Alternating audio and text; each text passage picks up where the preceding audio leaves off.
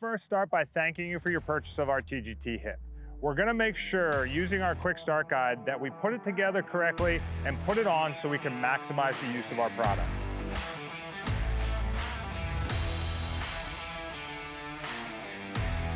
Start with our TGT Hip by just simply loosening up the set screw. Then we're gonna make sure that we use the side with the 2 circles to insert into the TGT Hip, tighten down with our set screw to secure the training rod in.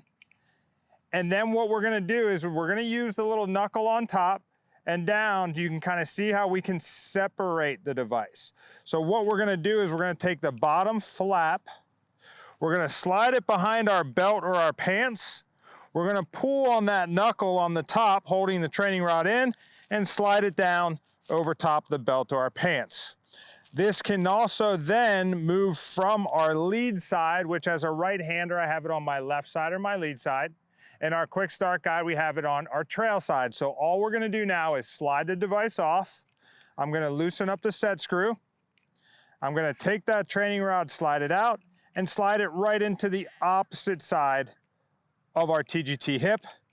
Now, once again, I'm gonna use that flap, slide it right behind my belt, in between my pants and my belt, pull open the knuckle, and slide it down over my belt. Then we're gonna be able to adjust this, and we'll talk a little bit more about adjusting it in just a few minutes. From here, our product is set, either on your trail hip or your lead hip. So we use the same device for either side of your swing. In our quick start guide, as I mentioned, we have it set on our trail hip. So now we're gonna discuss how we set this up and how we can adjust this based on different shots we're gonna hit or when we get up to sequencing our golf swing. So to start out here, what I've got is I'm gonna bend the rod more for a shorter shot or a chip or type shot where I want to avoid, looking from down the line, I want to avoid the club being sucked inside. One of the biggest death moves in a short shot is where the club head gets pulled to the inside. So what we're gonna do here in this basic chip is make sure that the club and arms are gonna stay out in front of me. This is gonna keep the club face square, allow me to come back in with more consistency for my chip shots around the green. So simple setup, but a little adjustment, avoiding that sucking inside, coming in and leading the hosel into those short chips. We're gonna make sure we have it set. We're gonna keep the club and arms outside of our training device as we go back, and then make sure we have everything working back through.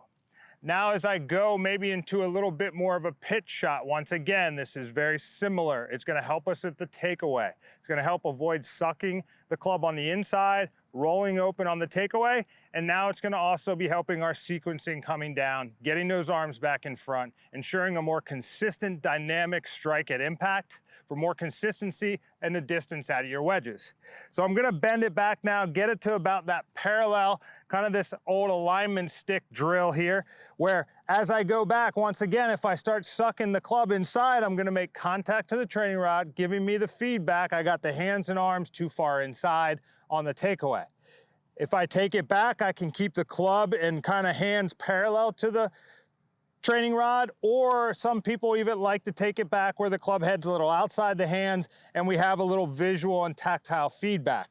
As I get up to the top here, we can now avoid the body coming in, arms dropping, making contact to the training rod. Now, unlike the hard sticks that have been used for this drill, our training rod is very flexible. It's going to be able to bend when we hit it, allowing you to get the correct feedback, but then allowing you to bend it back up and go back for more repetitions. So when I get back to my pitch shot, I'm now gonna have the feeling of getting everything sequenced and moving together and avoiding losing the posture, having my hips come in and getting the club stuck behind.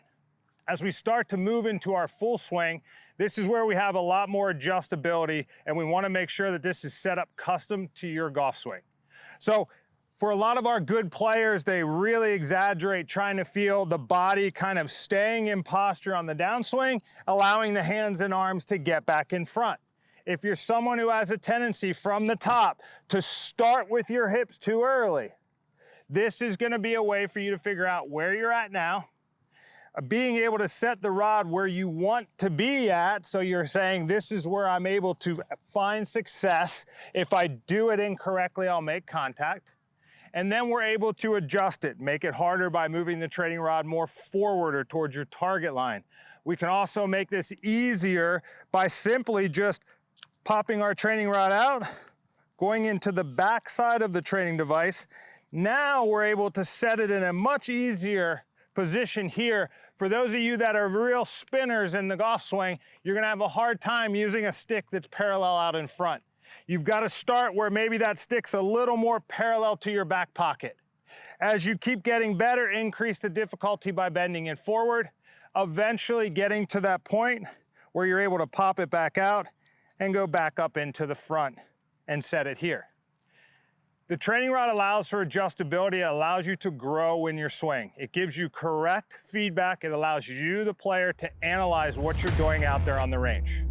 So we hope this helps you get started with the TGT Hip and get out to the range and start hitting golf balls.